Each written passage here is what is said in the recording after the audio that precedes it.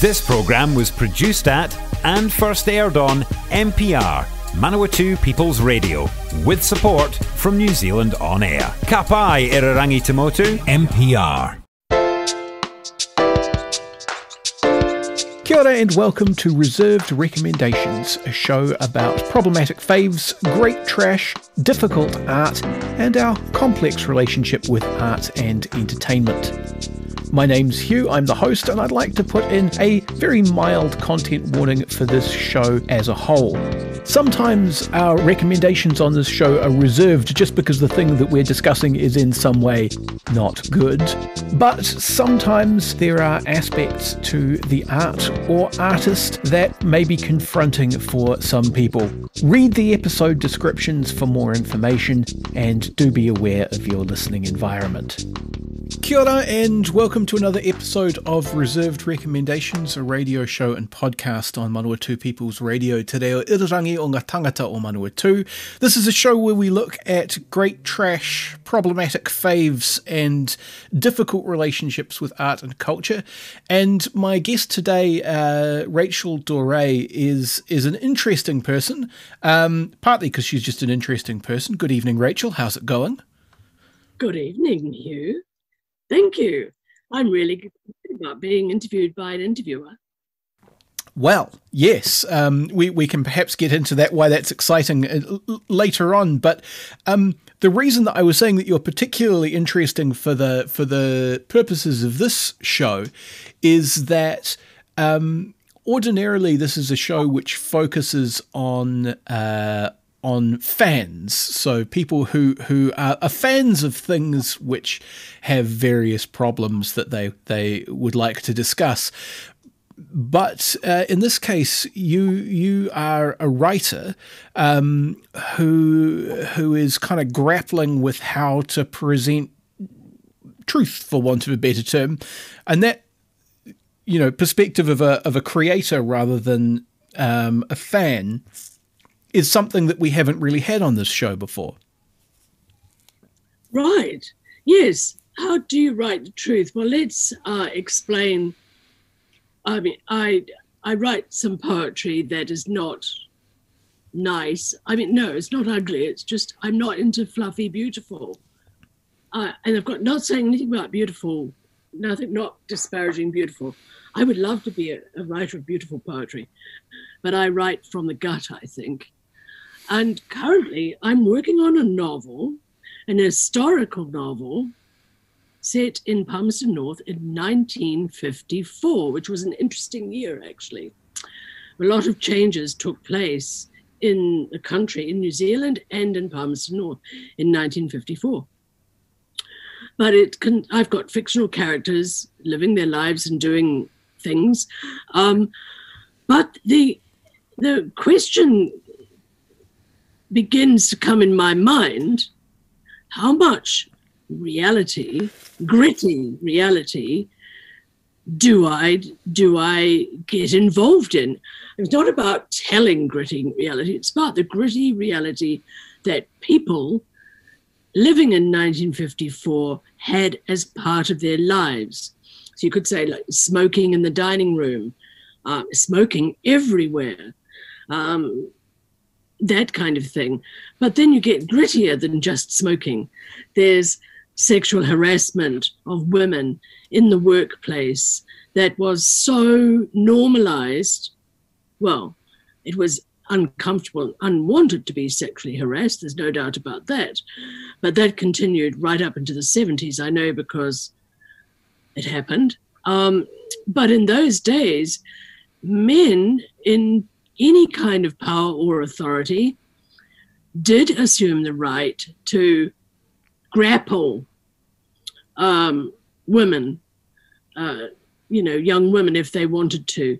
And it wasn't considered sexual harassment. It wasn't, you could feel bad about it. You could not want it, but it wasn't considered actually wrong unless, there was such a thing that appeared in the paper called carnal knowledge, which is getting very private indeed. So if a man did something very private, he could be had up for carnal knowledge. And I don't know enough about the law of that time as to how it happened for a man to get himself arrested for that. But they did. But in the workplace, at least, it was more or less a rite of passage for a woman to put up with the unwanted attentions of a man. And that means a grope here and there, slap on the bum, squeezing your buttocks or breasts, making suggestive comments in your ear. I know this stuff happened because it must have happened in the 50s because they were a lot grittier than the 70s. And in the 70s, that's the sort of thing that was going on around me in the world of work. There was one place where I worked in an advertising office on a top floor of one of those Edwardian buildings in Auckland. And I was warned, don't get into the lift, don't use the lift.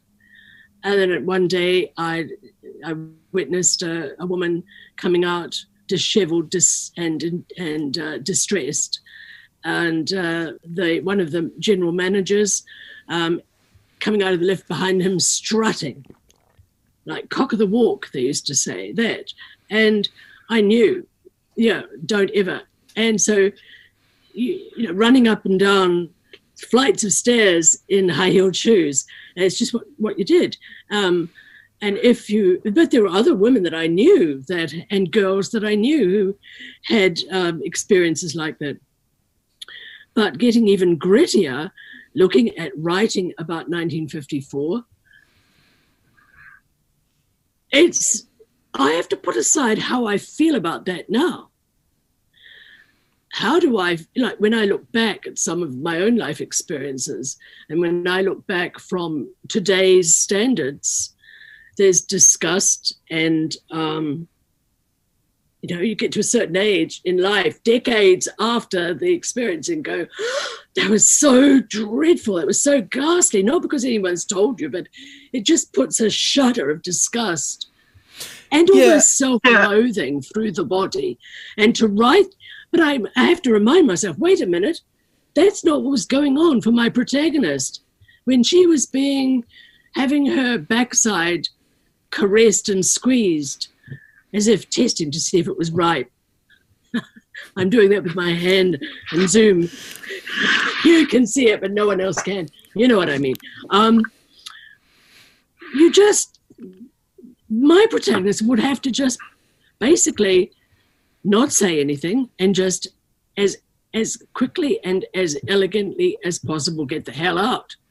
But there were many women in jobs that couldn't, because you didn't want to lose your job.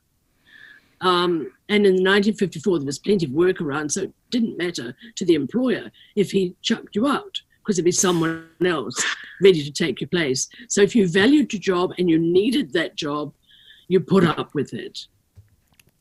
Yeah, and you raise a really interesting point there, which is about, it's not that these things were actually all right in 1954. It's that they were socially normalized, and men had, particularly men who were powerful, had the ability to get away with a lot of that behavior.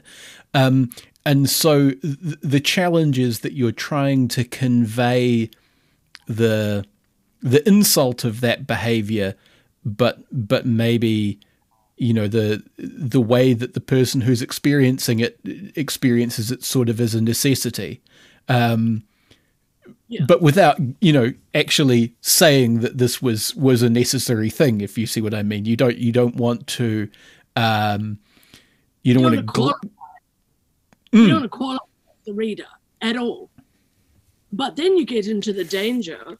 I don't know. I'm imagining. I'm projecting ahead to a future reader, and I've seen comments on books and articles and things. In fact, there was one tonight on Facebook about something that a man had written, where readers take exception to it and say, "Oh my God, why did you write that?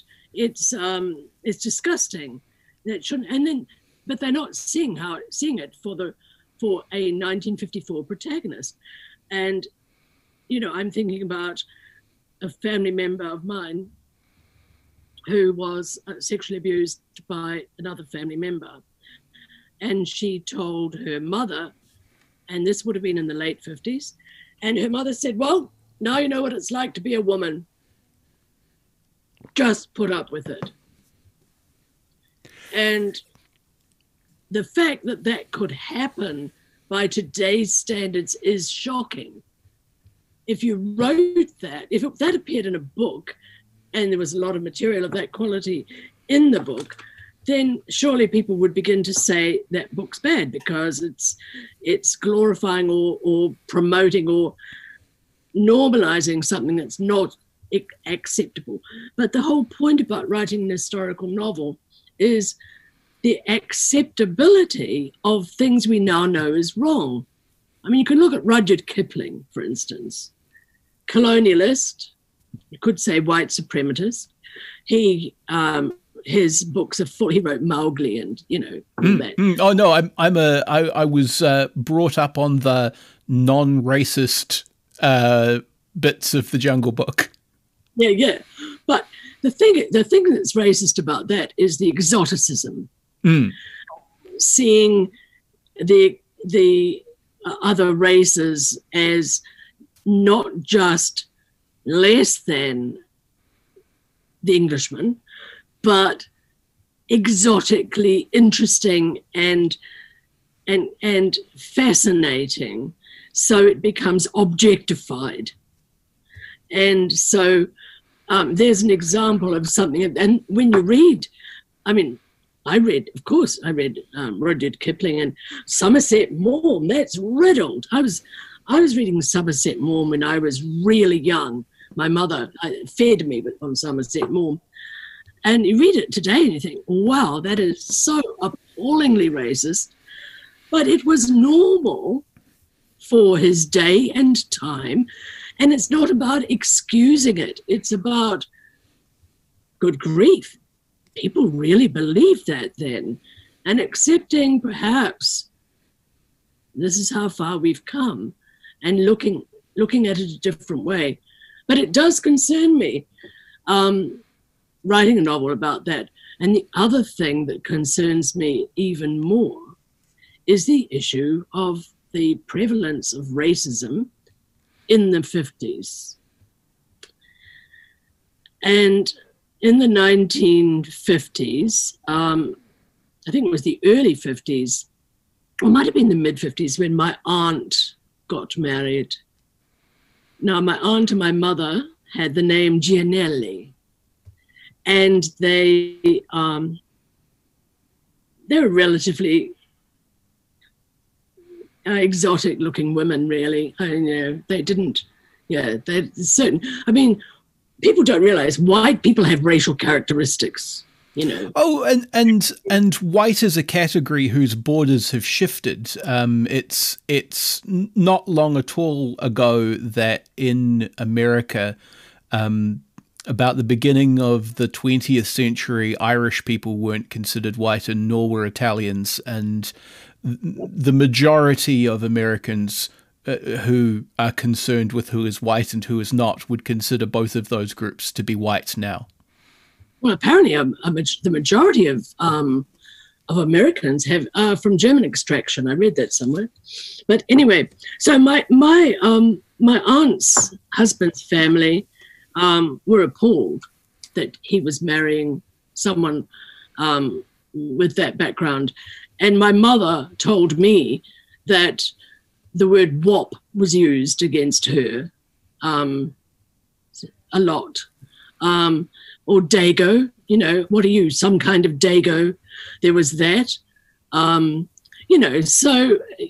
and the 50s was full of it. But the biggest thing that upsets people today, that makes me very concerned as a writer, is how to elegantly address the fact that the 50s, the attitude of the 50s was, it denigrated Maori. severely. It denigrated and disadvantaged Maori. And so I actually had a cousin, well, an aunt. She was a great aunt, actually. My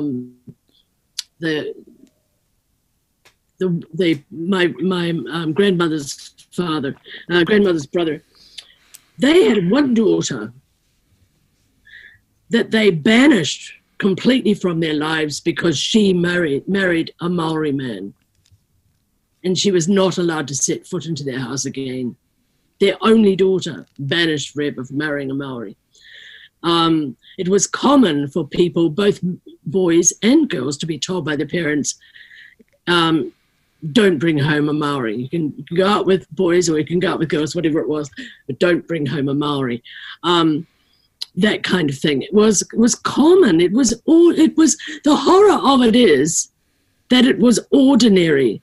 I've spoken, though, to people, a couple of men I know who are older than I am, who were brought up very differently in very different locations, not big cities, and they didn't experience racism until they went to the city.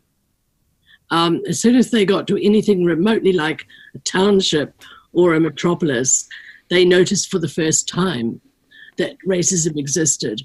And one of them pointed out to me recently that Robin Hyde, who was one of the early, I think she might have been one of the first women reporters in New Zealand, talked about signs being on boarding house walls saying, no dogs, no Irish, no Maoris. And this is 1950s. Yeah. Yeah, I think there's a dot to join there about both the entitlement to women and to women's bodies and the pervasive racism. There's definitely something there about kind of policing the borders of who's allowed to be in control of things. You know, you've got to keep the Maori down and you've got to keep the women in their place. Otherwise, they might start running things, and then, good Lord, who knows where we would be. I think there were. I mean, it's crazy to think in the 1950s that was still going on, because 1950s were considered reasonably revolutionary. 1954, rock and roll hadn't quite hit New Zealand, because in the 50s, New Zealand was between 1 and 3 years behind some of the fashions that were going on around the world, but it didn't take them long to catch up. But sexism and racism, you're right, they are absolutely linked, and the word entitlement comes in. White people and white men, that means Europe, Britain, and the United States specifically, have assumed a prerogative to own and control everybody else in the world.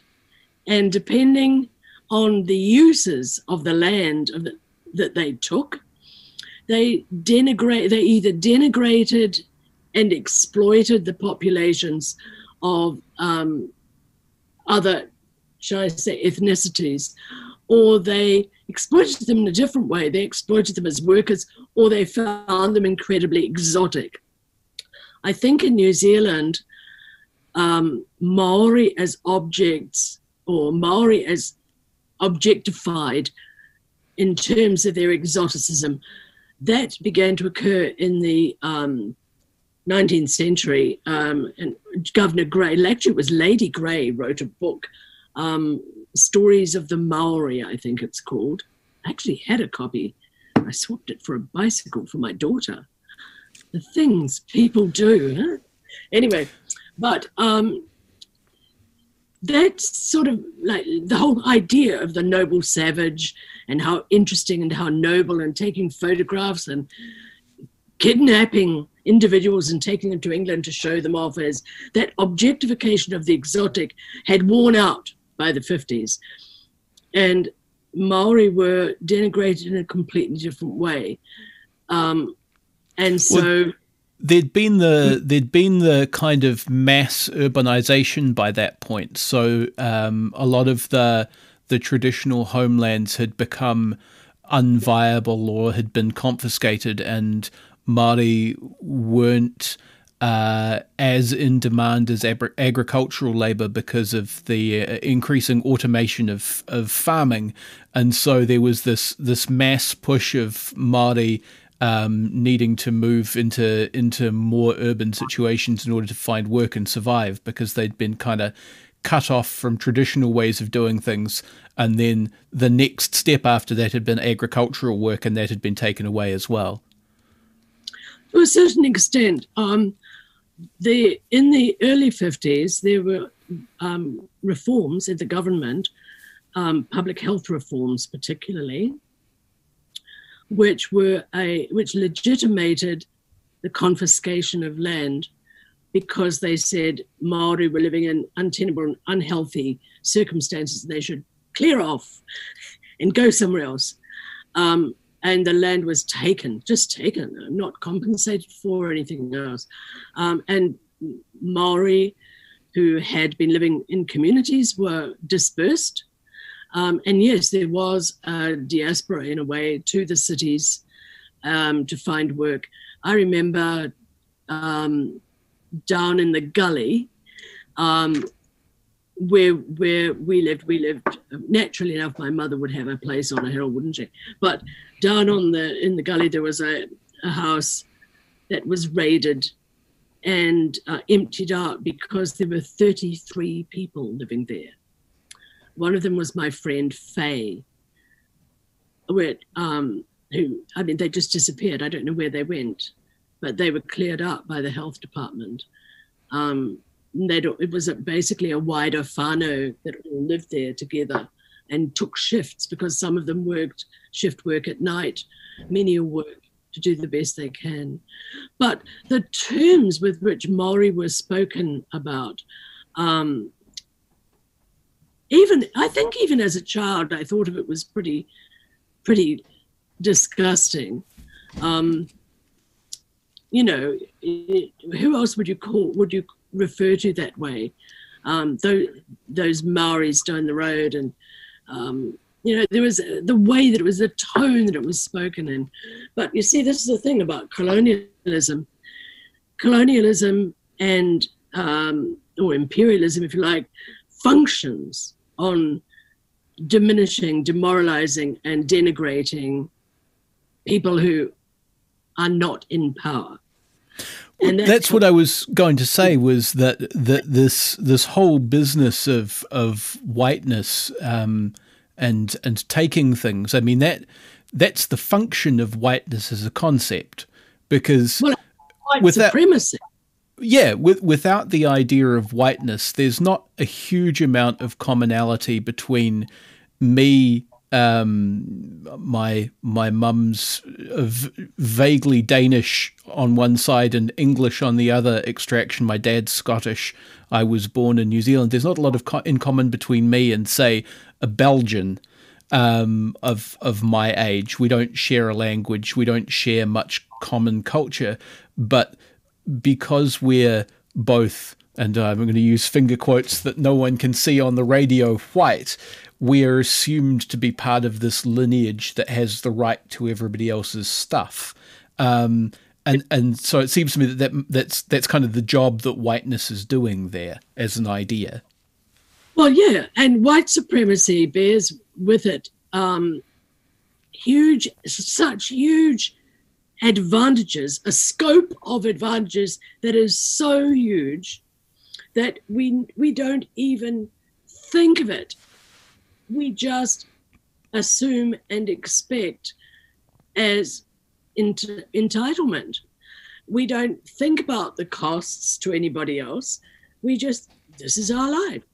And we forget there are so many people for whom they had to pay the cost for us to live such a life. So white supremacy has that. But then in Kipling's era, there was that sense, the white man's burden, that there was a sense of huge responsibility that came with that entitlement. White people have to run things and make sure they're done properly and keep white man's laws and all that.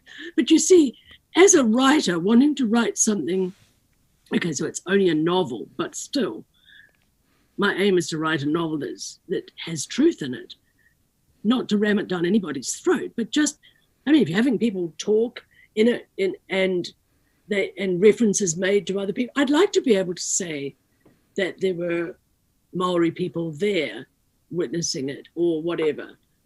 And don't forget, it's only, I think, the 80s that newspapers stopped reporting the race of perpetrators of crime. Yeah, and I think, I mean, you made an interesting point about the advantages that white supremacy affords white people. I think there's a sneaky thing that happens as well, though, where it can be used as a wedge. For example, there are a lot of cases from the beginnings of the labor movement in America in particular. I know less about New Zealand, which is a shame. I ought to know more, but I wouldn't be surprised if it was the case here as well, where essentially bosses who were worried about their labor forces unionizing and working in solidarity would try to exacerbate divisions along racial lines, because if you can get your white workers fighting your black workers rather than all of the workers of all colors fighting the bosses, then you have an easier time, maintaining your situation and not having to pay them as much. Yeah, well, I mean, look at what's happening today with the kind of division that's being created and perpetrated. It's a smokescreen for something, for sure, but let's not go down there. The whole thing about, as a creative, I mean, I understand I wouldn't be writing what the perspective or the viewpoint of a Maori or Pacific Islander was thinking or doing or saying. I wouldn't be doing that. But I want to be able to write the truth and feel okay about doing it. It's just a dilemma. And it worries me because I either leave it out, in which case it's a white story. Well, it will be a white story. It is a white story. Let's just face it. It's a white story. But if you don't have that kind of commentary going on underneath it, it's not true to 1954. It's just not. Yeah. For instance, I know that most toilet cleaners, I know this, I'm not going off the subject, I promise. Most, in the old days, and I'm only going back because I'm not old enough to fully remember much about the 1950s, except when rock and roll came in. But when I was in the world of work in the late 60s and 70s and so on, most of those Edwardian buildings had toilets on every second floor. That meant if you worked in the basement, you had to go up more than one floor to the toilet. So people going up and down to the toilet. There was always a lady, usually Maori, who was in there cleaning the toilets. And I guess she just went up and down and cleaned every toilet up and down all day. That's what she did. That's an interesting thing. But then, as a writer, do I say that that person was Maori because it's part of the scenery of the time? And even saying that feels wrong. Do you put Maori in as scenery? Or do you just say it because that is how it was? And it's part of the culture of white supremacy, if you like. It's part of the white patriarchy of the day. Do Indeed. You say it, or do you avoid it? Well, this is a thorny issue, and we will come back to it in just a second, but we are at about the halfway point, so we're going to take a quick break for station messages in the middle of this fascinating conversation, and we will be back right after this. If you're a fan of NPR, listening to our podcasts and live stream has never been easier. Just search for accessmedia.nz on the App Store or Google Play and download the app with the kiwi fruit logo. Once you've got it, pick Manawatu People's Radio from the list of stations and go find your new favourite show. Support this show and others like it by giving a donation. For more information, go to www.mpr.nz/donate. And we're back. You're listening to Reserved Recommendations on Manawatu People's Radio, Te Reo Irirangi o ngā tangata o Manawatu. This evening I am talking to Rachel Dore about the challenges of writing from truth and from life and from experience when you're addressing difficult time periods. In this case, we're talking particularly about the 1950s. I think you've raised one side of the issue, which I think is really germane, which is the idea that it's important to speak the truth about this stuff, but you don't want to be seen as promoting it for fear that people will say, you know, what a dreadful book. How dare she say these? How dare she promote this kind of racism or this kind of sexism? I think, particularly when you're thinking about periods in time with a very strong aesthetic appeal. So if you think of a 1950s gentleman, there's a very specific image that comes to mind. Also, particularly in New Zealand, if you were the right kind of person, the 1950s were a time of relative prosperity. So people, so long as they were the right kind of people, had quite a good time in the 1950s compared to, say, the 1980s. You do also run the risk, I think, of getting approval from the wrong kind of people. You know, finding people who think that they're agreeing with you, but actually are kind of slightly fetishizing the stuff that you're trying to criticize. Yes, exactly. And as you were talking about the 50s and the aesthetic of the 50s, there's, I think, quite a lot of nostalgia about the 1950s because the clothes were good, great clothes. And there were a lot of social goings on, lots of social activity. And speaking as a bloke, who had a period of being a very insecure teenager, the idea, coming of age in the sort of mid 1990s as a man in New Zealand was a peculiar time to do that, because you'd had kind of your 50s wave of feminism and then your 70s, 80s wave of feminism, and they'd done quite a lot to destroy the sense that there were prescribed roles that women absolutely had to fit into. But you hadn't yet had the modern age of feminism where people are much more into discussions about, like, how do we safely have conversations about consent? How do you responsibly manage your sexual interests? All of that kind of, like, really, like, nuts and bolts, how do we practically make sure that people are safe kind of conversation. That hadn't really happened yet. And so you could find yourself feeling quite adrift kind of in the mid 90s there. And at that point, an era like the 1950s, where it seemed like there were really clear roles that you had to fill, and if you did those right, that you were winning, that had quite a strong appeal. And I could see that appeal persisting for someone who maybe hadn't caught up on the conversations that are going on now, if you see what I mean. Well, absolutely. I think, you mentioned about it wasn't really feminism in the 50s. That came a lot later, sort of late 60s, mid 60s, around the time of the pill. But because the whole idea of the liberation sexual liberation allowed women to do some picking up, for instance. But in the 50s, the roles were very defined, and the social control was by agreement. It was a consensual social control. Everyone knew how they ought to be behaving.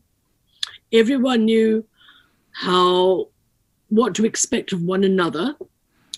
If you were white, the worst thing that could be said about you is that unless you were, as I say, a Dago or a WAP. Or a gay or a communist. Oh, yeah, they were really passé. Oh, vegetarians were, oh, yes. No, vegetarians and communists were cranks. They didn't have the word gay, of course. We could talk about that another time, I could tell you a couple of stories how I learned about males being homosexuals, but that's a different thing. Anyway, but they had strict understandings of what to expect from each other. And the worst thing that could be said about a woman is that she was common. That was it. That meant you were out. But men, on the other hand, they weren't referred to as common.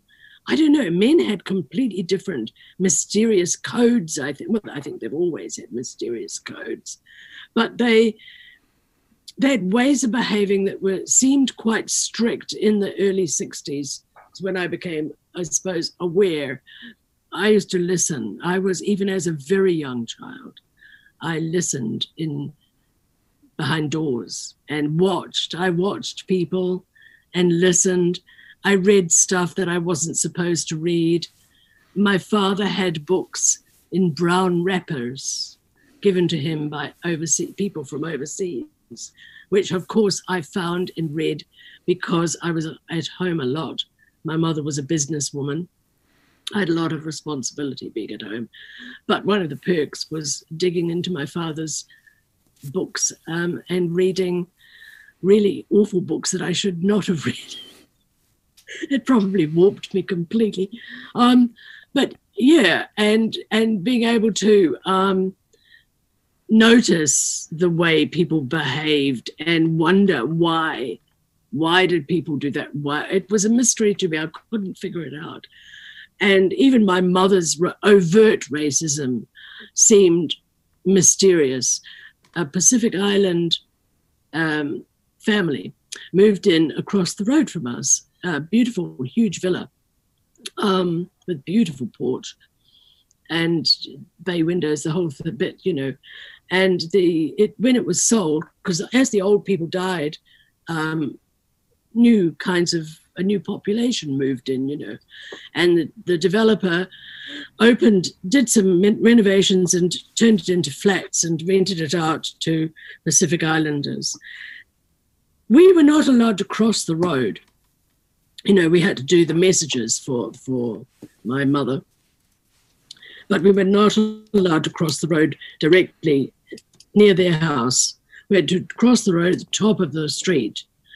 We weren't allowed to mix with them, talk to them, communicate with them across the road at all. What she didn't know was that I found out years later that Marcel, the boy across the road, the same age as my brother, went to the same school, Avondale College, and they became the best of friends and knew one another all the way through their adulthood. She never knew that. And for me, I found it really mysterious. And I had a Samoan friend at intermediate school. I had Maori friends, because school for me was a very different world from the confines, if you like, of my mother with her poetry and her literature and her art and her elocution and her rules, But that's the way you were brought up. And so for me, it's extraordinary. But for many people, racism was normal. Just the way regarding vegetarians and communists was normal. As cranks, regarded them as normal. To call them cranks. And homosexuals were frowned upon. It was normal to behave like that. So writing the truth becomes a real quandary. And I mean that thing about it being normal and racism sort of policing the borders. I was reminded of a thing while you were talking, which is when I was growing up in a suburb outside of Glasgow, so I would have been 8 or 9, something like that.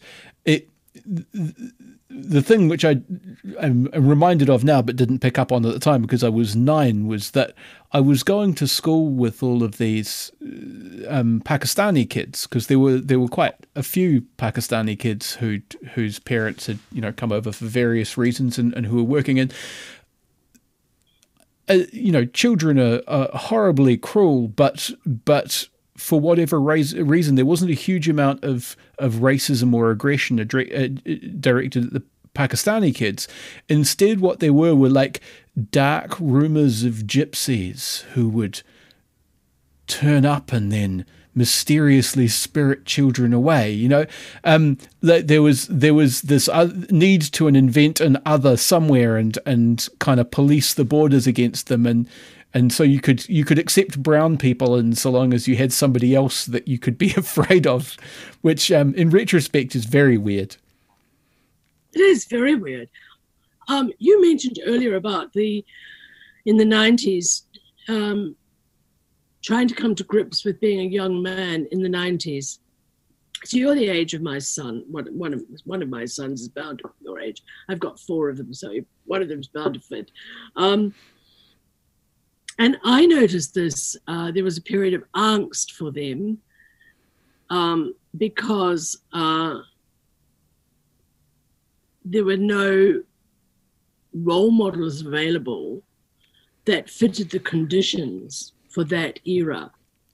The role models that were around belonged to a former era.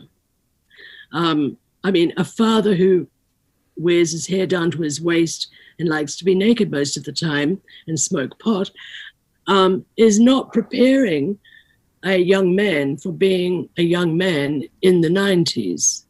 No, that's hippie stuff, and the hippies don't understand us, man, because life is hard now, man, and so on and so forth. Yeah, all of that. And yet, going back another generation that the hippies reacted to, being a man meant being controlling, authoritarian, and that sense of the burden of their own entitlement. I'm here to run the world and I've got to do it right, and you have to do it right too because you're my son. It didn't and I can't possibly admit to having any feelings about any of it, or the world will end. Yes, feelings were out. So you get young men being completely confused. I felt very sorry because in the 60s and 70s, there was a range of possibilities for a young man to make the acquaintance, shall we say, of a young woman. And they ranged from the crass and vulgar to being so polite and so eloquent that the poor girl, had no idea what he was talking about. There's a whole spectrum there. But in the 90s, young boys went into the world being interested in women without, the only clues they had would be from television, films, books, or pop songs. And Love, Love Me Do, reruns of Love, Love Me Do, which was still going on even in the 90s. And who else? Oh, who were some of the 90s things? I missed that. But that was so the 90s. Blondie? Not quite. What happened in the 90s was that there had been in rock music in particular, there had been this sort of escalation of production money and image. So you got bands like Poison and Motley Crue and Guns N' Roses, who were more and more pyrotechnics. And what happened around the mid-90s was there was a real reaction against that, and you started having all of the kind of more raw and sludgy and in some ways harder to listen to bands. Lots of stuff coming out from the influence of the Seattle scene in America. So there was it was a lot of what was called grunge and then was called alternative once they stopped wanting to use the term grunge. And the interesting thing, going back to social control and objectification, alternative became objectified, so it was no longer alternative. Well, quite. And alternative to what? Yeah, became mainstream very, very quickly. You mass-produced the hairstyles, the clothes, the music, everything, the jewelry, everything else, and just turned out clones of people being alternative. Well, exactly. And you got this very odd situation where, which I imagine must have been because I imagine the same thing probably happened with the first wave of punk bands, and probably with the psychedelic bands and the rock and roll bands as well. But the aesthetic of the 90s, of the mid 90s in particular, was about kind of disaffection with what was going on, and the overall mood was kind of depressed. And being fed like commodified depression is, as opposed to commodified rebellion, is very strange in retrospect. It is. And going back to the 1950s, what was being produced was commodified anger and rebellion. And so you had young people reacting against the old generation, their parents, wanting to cut loose without a clue. In fact, there was, I think, coined the phrase "rebel without a clue" came up about that time, because, and in fact, I suppose every generation that rebels isn't equipped to go forward to create something else. No, so although it's very slow. Having recently been involved with the Black Lives Matter rally that happened in the square, I am quietly optimistic about the current crop. They're well supported by people who've been through this nonsense before, in the service of other causes, and they seem to be quite articulate with their concerns. So that's promising, I think. But yes, certainly, I mean, because the 1950s, you're not only being sold rock and roll as a form of rebellion, but rock and roll is a way of making black music, for want of a better term, safe enough to be consumed by white teenagers. Absolutely. You could say that about jazz, actually, as well. There was a lot of jazz, progressive jazz and stuff coming out of that period as well. So the different levels and classes of markets. The market appealed to the different classes and levels of people, and it fitted with the rebellious mood of the times, but it fed it, but it also made money from it and legitimated it to a certain extent. So it actually boils down to another issue of social control, power, and the entitlement of the dominant powers, the dominant culture, to control things. So you can think you're a rebel, but we'll give you a category to be a rebel in. And as long as you follow the rules of that particular category, we'll let you be. And that's what worries me about some of these movements, bandwagony movements. But going back to the original issue, 1950, how do you tell the truth? That becomes the quandary. I want to go back to something that I should have said at the beginning. There are two writers' groups in Fielding. daylight writers and night writers. And these topics are sometimes brought up in the group. Sometimes we do more debating about something than, right, it depends, but we do debate quite a lot. We get very noisy. And truth, telling the truth, writing the truth is a perennial debate issue. Memoirists, usually memoirists and people writing biographies about other, and they want to write the real truth as they knew it, experienced it, or were told it, and they have evidence, but they're anxious. Can you really say that? What if you offend somebody? What if this goes nowhere because it's unacceptable to other people? And I guess that's something that any truth teller probably has to grapple with, whether they're writing a non-fiction work or a fiction work. Do you just bite the bullet and write it? There's always going to be an editor further down the line that'll say, oh, you should not have said that. But if you don't put it in, this is the advice I'm giving myself right now. If I don't put it in, you can't go back and stick it in. It's not like arranging flowers. You just make a little space and put the carnation right there or the bit of foliage right there. Writing isn't like that. It's created. It takes a life of its own, and you can't necessarily decide, oh, I think I will mention 1950s attitudes towards Maori people and stick it in, because that would be false. It wouldn't be in the spirit of the thing. But is it going to cause offense? And is it worth it?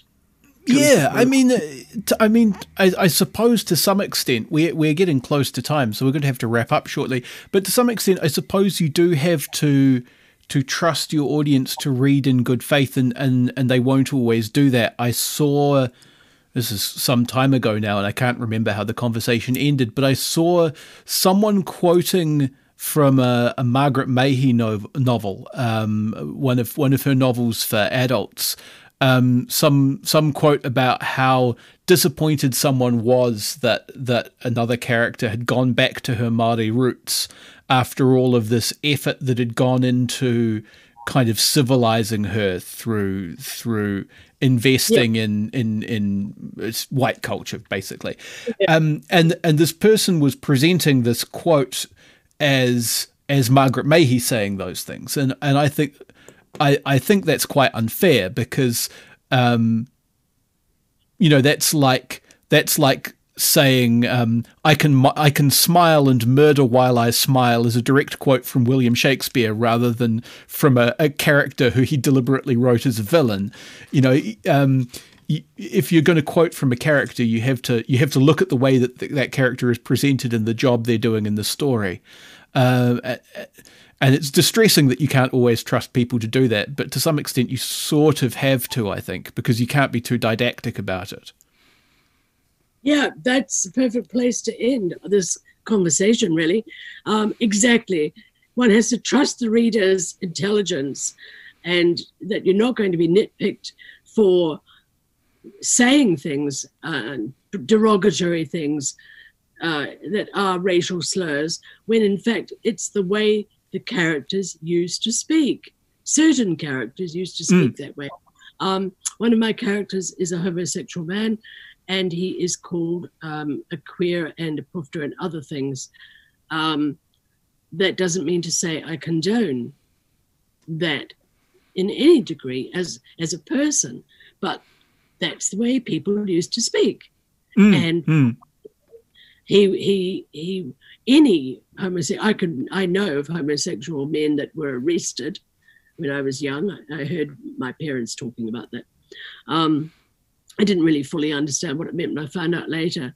They lived in fear, a lot of people did, and that's part of the truth. It doesn't. If I write that, it doesn't mean to say I'm condoning any racism, homophobia, or sexism. This was a world New Zealand was a world built on white supremacy, taking, appropriating, objectifying, exploiting whatever was here, including the original people, tangata whenua. And we need to just own it. I think so. I think, as you say, that's an excellent place to leave it. I do like to leave people with extra homework to go and do, and I'm not sure if you have any, because I think I raised this earlier with you before the recording and you weren't sure that you did. But I have a thing to suggest that people check out if they want to see an example that I think is this done quite well. There is a television series which is on Netflix, which is called Glow, which is an acronym for the Gorgeous Ladies of Wrestling. It's a comedy series which is an account of an actual wrestling promotion that really existed in the 1980s, and it's set in the 1980s, and it, to my mind, does a really good job of treading the line of being honest about the kind of attitudes that people held in the 80s about women and non-white people and homosexuals and various other marginalized groups, while not letting those people off the hook for behaving in that way or holding those views. So that would be my suggestion for a thing that people could check out that I think does a good job of it. Yeah. And when you asked me, I couldn't think of anything because I actually have too many books. Quite often I can't find the one I want. The only thing I could think of was Robin Hyde talking about some of the truth that was going on at the time when she was writing. But it's probably loads in my thing. But that's a good one, Glow. I wrote that down. Glow. Excellent. Good. Well, thank you very much for talking this evening, Rachel. Before we go, plug your things. What things are you doing that people can find? Where can they find them? You mentioned there are 2 writers groups in Fielding, so I'm assuming that if people live in Fielding, they can maybe get access to those. Also, regular listeners to the station, although not necessarily my podcast listeners, will recognize your voice as the host of a couple of shows on NPR as well. So plug your stuff. Yeah. Well, I have Round the Edge. Round the Edge is a show that looks at things people are passionate about. It started out as a kind of an arts show, but I have rather eclectic views on what constitutes art. So I've decided to broaden it. It's basically about things that inspire people to follow their passions, creative people doing stuff. That's Round the Edge, which is on Wednesdays, and it's available on podcast. And the other one that I started when we had the first lockdown, Words from the Bubble, which I didn't promote anywhere near enough. And I talked to writers, publishers, poets, some of them really, we're talking world famous, Lee Murray, Octavia Cade, I too many to mention, and they're not just in Manawatu, they're around New Zealand, and so sometimes they read, or I ask them questions about what they're up to with their writing or book launches coming up. I've got some good ones coming up soon. So yeah, that's what I'm doing aside from working on my novel, and my paintings are all in disarray. Well, thank you very much for talking this evening, Rachel. Thank you for having me. Thank you so much. You've been listening to Reserved Recommendations, a radio show and podcast from Manawatu People's Radio, Te Reo Irirangi o ngā tangata o Manawatu. The show is produced and presented by me, Hugh Dingwall, and I also composed our theme music. It's called Sack Jazz, and you can find it at wolfboy.bandcamp.com. You can find me on the internet at Objective Realty on Twitter, and you can find the show on Facebook under other reserved recommendations. If you've got a reserved recommendation of your own, feel free to pitch it to me in either of those two places. And if you enjoyed the show, why not go ahead and recommend it to a friend? You can find past episodes at www.mpr.nz/show/reserved on Apple Podcasts or wherever you get your podcasts. And remember, Manawatu People's Radio is a non-profit radio station. If you enjoy this or any of their other fine audio programming, why not fling them a couple of dollars? Go to mpr.nz/donate for more information.